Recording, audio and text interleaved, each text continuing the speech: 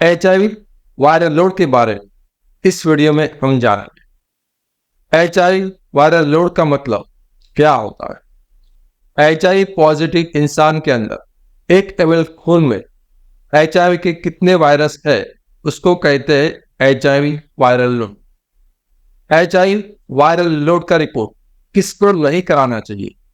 यदि आपका कोई एक्सपोजर हुआ है और यदि आप HIV का निदान करना चाहते हो तो याद रखिए, HIV वायरल लोड एक क्वांटिटेटिव टेस्ट है और इस टेस्ट का इस्तेमाल HIV का निदान करने के लिए नहीं हो सकता। इसके लिए आपको अन्य उपयोगी जरूरी टेस्ट है वह करना चाहिए। और जो लोग HIV पॉजिटिव है सिर्फ उन्हीं के लिए यह टेस्ट है।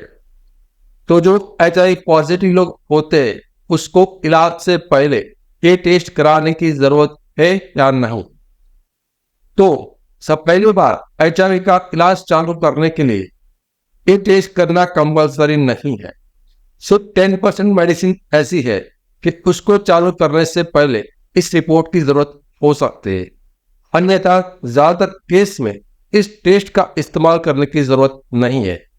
इसका मतलब ये हुआ कि आप बिना HIV का वायरल लोड का रिपोर्ट किए HIV का इलाज चालू कर सकते हो। जो लोग पहली बार HIV का इलाज चालू करते हैं और उससे पहले अपना HIV का वायरल लोड टेस्ट कराया है तो उस टेस्ट का रेंज 10,000 से लेकर 10 लाख के बीच में कुछ भी हो सकता है। 1 ml खून के अंदर इतने सारे वायरस हो सकते हैं। तो यदि किसी इंसान का वायरस की संख्या 1 ml खून में 10,000 से कम है तो उसको लो वायरल लोड माना जाएगा। यदि 1 ml खून में वायरस की संख्या 10,000 से लेकर 1 लाख के बीच में है तो उसको मीडियम वायरल लोड कहेंगे। और 1 ml खून के अंदर वायरस की संख्या 1 लाख से ज्यादा है तो उसको हाई वायरल लोड कहेंगे। और जब इंसान का इलाज चालू हो जाता है तो HIV का वायरस कितने दिन में कंट्रोल हो जाता है तो कितना समय लगता है, तो इलाज के बाद HIV viral load normal range क्या होती है, HIV वायरल लोड कितना होना चाहिए? तो सबसे पहले आपको इलाज के बाद 6 महीने पर रिपोर्ट्स कराना चाहिए। यदि आपका वायरल लोड की संख्या 1,000 से ज्यादा है तो वायरस की बीमारी कंट्रोल में नहीं है ऐसा कहेंगे। यदि वायरस की संख्या 1,000 से कम आती है तो वायरस की बीमारी कंट्रोल हो चुका है ऐसा कहेंगे। जब वायरस की संख्या 200 से कम है तब हम कह सकते हैं कि अब बिना कॉन्डोम भी HIV नहीं फैलेगा। और जब वायरस की संख्या 200 से कम है तब HIV का वायरस बिना कॉन्डोम फैलता भी नहीं है और HIV पॉजिटिव महिला से उसके होने वाले बच्चे को भी HIV जाने की संभावना ना के बराबर हो जाती है। यदि 1 ml खून में वायरस की संख्या 50 से कम है तो आप लो डोज मेडिसिन चालू कर सकते हो। इसका मतलब यह होता है कि यदि आपकी एक गोली के अंदर 3 दवाई का कॉम्बिनेशन है T and D तो आप उनमें से T को निकाल सकते हो और आपका नया दवाई LND होगा। इससे फायदा ये होगा कि T यानी कि टीनोथोर से जुड़ी हुई हड्डी और किडनी की साइड इफेक्ट 0 हो जाएगी। लेकिन इस दवाई को बदलने के लिए कुछ और भी शर्तों का पालन करना होता है। उसके लिए आपको डॉक्टर से अवश्य बात करना है। और यदि आपका वायरल लोड के रिपोर्ट्स के अंदर टारगेट नॉट डिटेक्टेड या तो नॉट डिटेक्टेड लिखा आता है तो इसका मतलब यह है कि उस मशीन का जो लोड लिमिट है उससे भी कम वायरस है। यदि आपके 1 ml खून के अंदर वायरस की संख्या 1 से 19 है और लेबोरेटरी मशीन की लोड लिमिट 20 है तो मशीन उस वायरस को देख नहीं पाएगा, तो मशीन के अंदर रिपोर्ट में आएगा टारगेट नॉट डिटेक्टेड। तो इसका मतलब ये हुआ कि TND यानी कि सबसे कम वायरस की कंडीशन में आप आ चुके हो। लेकिन इसका मतलब ऐसा नहीं होता कि आपको बीमारी मिट गई है, आपको HIV क्योर हो गया है। याद रखें, आपका HIV वायरल लोड का रिपोर्ट TND आए तब भी आपको अपनी HIV की दवाई को नियमित रूप से खाना है। और आप चाहते हो कि आपका रिपोर्ट नॉर्मल आए, टारगेट नॉट डिटेक्टेड आए, तो फिर आपको हमेशा HIV की जो दवा है उसको नियत समय पर हर रोज खाना है, बीच में बंद नहीं करना है, मिस नहीं करना है, और उससे जो भी वक्त आपने तय किया है उसी वक्त पर आपको खाना है। फिर रिपोर्ट आपको उसके बाद कितने अंतराल पे कराना चाहिए।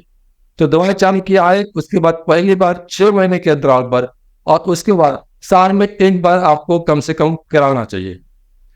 HIV का वायरल रोग किन समय पर आपको नहीं करना है। यदि आपको बीच में कोई और अन्य बीमारी, छोटी मोटी बीमारी है, जैसे कि बुखार आना, वायरस का इन्फेक्शन, या तो सोर थ्रोट्स, मलेरिया हुआ, टाइफाइड हुआ, तो ऐसा आपको जब भी कोई तकलीफ है तब आप कुछ दिनों के लिए रुक जाए, क्योंकि इस बीमारी के कारण आपका वायरल का रिपोर्ट गलत यानी कि ज्यादा आ सकता है। जब आपको ये मलेरिया, टाइफाइड, सर्दी, खांसी का ठीक हो जाए उसके बाद ही आप अपना वायरल लोड का रिपोर्ट कराए। ये रिपोर्ट कहाँ पे होता है? तो ये रिपोर्ट जो बड़ी लेबोरेटरीज है सिर्फ और सिर्फ वहां पे होता है। छोटी लेबोरेटरीज में ये टेस्ट उपलब्ध नहीं होते हैं। इस टेस्ट का खर्चा कितना होता है? इस टेस्ट का खर्चा 1500 रुपए से लेकर 6000 रुपए तक का हो सकता है। हमारे क्लिनिक में डिस्काउंटेड रेट पर एक टेस्ट सिर्फ 1500 रुपए में हम करके देते हैं।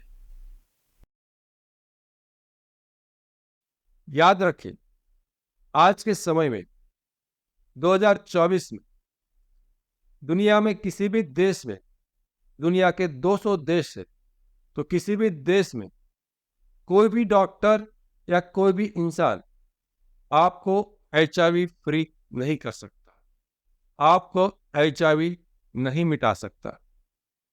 तो याद रखें, ऑनलाइन या तो इन क्लिनिक या तो न्यूज़पेपर या तो किसी भी माध्यम से HIV की कोई ऐसी जाहिरात या तो एडवर्टाइजमेंट करता है कि हम आपका HIV मिटा देंगे, तो याद रखिए वह एक झूठ है, फ्रॉड है, धोखा है और स्कैम है। आज के समय में वह चाहे कोई भी माध्यम हो, Ayurvedic, homeopathy, herbal medicine, gene therapy, allopathy या कोई भी साइंस हो, किसी भी तरह से HIV नहीं मिट सकता।